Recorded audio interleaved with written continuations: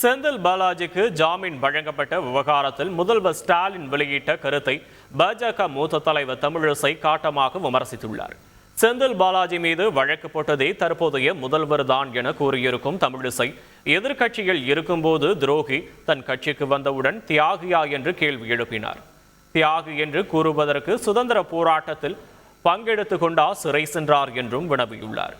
India கூட்டணி ஜாமீனை கொண்டாடுகிறது என கூறியிருக்கும் அவர், முறைகேடு வழக்கில் கைதானவரை உறுதியானவர் என்று பாராட்டுவது வேடிக்கை என்றும் விமர்சித்துள்ளார். செந்தில் பாலாஜி தியாகம் செய்தவர் போல் முதலமைச்சர் கூறுவது வடிவேல் காமெடியை ஞாபகப்படுத்துவதாக தமிழ்நாடு பாஜக ஒருங்கிணைப்பு குழு தலைவர் ஹெச் ராஜா தெரிவித்துள்ளார். குளித்தலையில தேர்தலுக்கு முன்னாடி திரு ஸ்டாலின் அவர்கள் என்ன சொன்னாரு, எனக்கு நல்லா ஞாபகம் இருக்கு. திராவிட முன்னேற்ற கழகம் ஆட்சிக்கு வந்தவுடன் செந்தில் பாலாஜி சிறையில் இருப்பார். பகவானே பார்த்தா தான் பண்ணியிருக்கான். திமுக ஆட்சிக்கு வந்தது, செந்தில் பாலாஜி ஜெயிலுக்கு போனார்.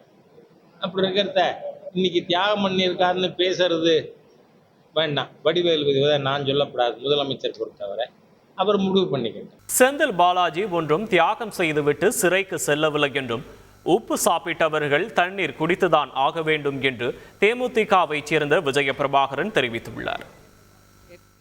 தியாகம் செஞ்ச ஜெயிலுக்கு போன, ஊழல் செஞ்சு ஜெயிலுக்கு போனார்.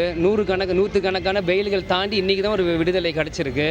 இது சொல்கிறதுக்கு ஒன்றும் இல்லை. தப்பு செஞ்சவங்க தண்ணி குடிச்சு தான் ஆகணும். அந்த மாதிரி உப்பு செஞ்சவங்க தண்ணி குடிச்சு தான் ஆகணும். அந்த மாதிரி தப்பு செஞ்சுருக்கார், ஜெயில் தண்டனை போட்டு அனுபவிச்சிருக்காங்க.